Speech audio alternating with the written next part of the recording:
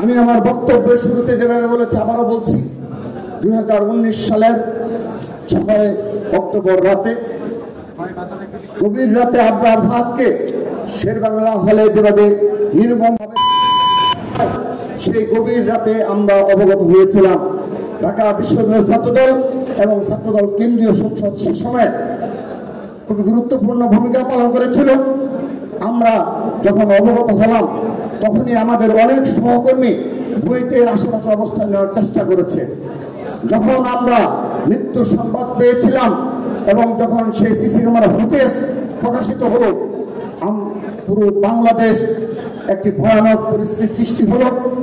শুধুমাত্র সাধারণ শিক্ষার্থীরাই নয়, ছাত্র দলের নেতা কর্মীরাও সন্ত্রস্ত হয়েছিল এই ভেবে যে ঘন্টার পর ঘন্টা এভাবে বুয়েটের মতো শিক্ষা প্রতিষ্ঠানে নির্মমভাবে স্ট্যাম্পে পিটিয়ে, স্ট্যাম্প লোহার রড দ্বারা পিটিয়ে একজন সাধারণ, সেটি আমাদের অকল্পনীয় একটি বিষয় ছিল। কিন্তু তারপর দিন আপনাদের মনে রয়েছে, মুষলধারে বৃষ্টিকে উপেক্ষা করে এই ঢাকা বিশ্ববিদ্যালয় ক্যাম্পাসে সর্বাগ্রে প্রতিবাদ জানিয়েছিল বাংলাদেশ জাতীয়তাবাদী ছাত্র দল। সেদিন শত অতীত করে আমরা জেনেছিলাম, আমরা অবগত ছিলাম, সবসময় আমাদের যে কোনো সময় নির্মম নির্যাতন আমাদের উপর হতে পারত, সেই মিছিলে হামলা হতে পারত এবং আমরা যে বাড়ি ফিরে যেতে পারবো তেমন কোনো নিশ্চয়তা ছিল না। আমরা কিন্তু 7 অক্টোবর থেকেই বাংলাদেশ জাতীয় ছাত্র দল ঢাকা বিশ্ববিদ্যালয় ক্যাম্পাস সহ বাংলাদেশের সকল শিক্ষা প্রতিষ্ঠানে এর প্রতিবাদ জানিয়েছি। আমরা লড়াই করেছি, সংগ্রাম করেছি। কিন্তু অতীব দুঃখের বিষয়, এই বিগত 17.5 বছর, 15.5 বছর যারা এই আবরার ফাহাদ পরিস্থিতিতেও যারা ছাত্রলীগের পতাকা তলে আশ্রয় ছিল এবং আবরার ফাহাদ 5 দিন আগেও যারা ছাত্রলীগের মিছিলে নেতৃত্ব দিয়েছে এবং আবরার ফাহাদকে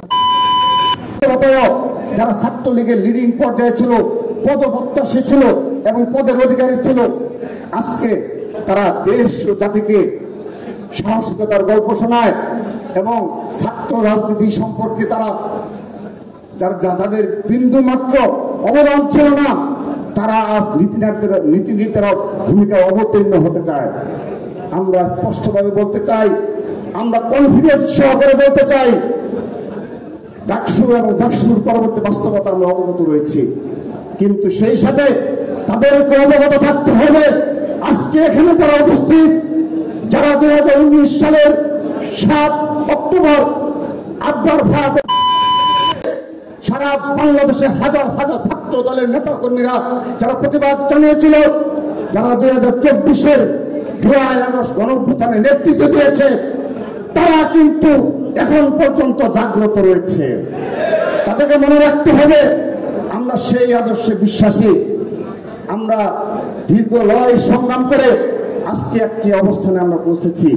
কেউ যদি মনে করে থাকে একটি নেগেটিভ দাঁড় করিয়ে সোশ্যাল মিডিয়া নির্ভর প্রপাগান্ডা অব্যাহত রেখে আমাদের আদর্শকে থেকে বিচ্ছুত ঘটাবে, কিংবা যাদের কোনো অবদান নেই তারা নতুন ভাবে ইতিহাস রচনা করবে, আমরা মনে রাখবো, আমরাও দেখতে চাই তারা কিভাবে 2026-27 বাংলাদেশে আসবে। আমরাও দেখবো, আমরাও থাকবো, কিভাবে তারা সেই ইতিহাস বিচ্ছিন্ন করে নতুন ইতিহাস লিখতে পারে আমরা দেখব।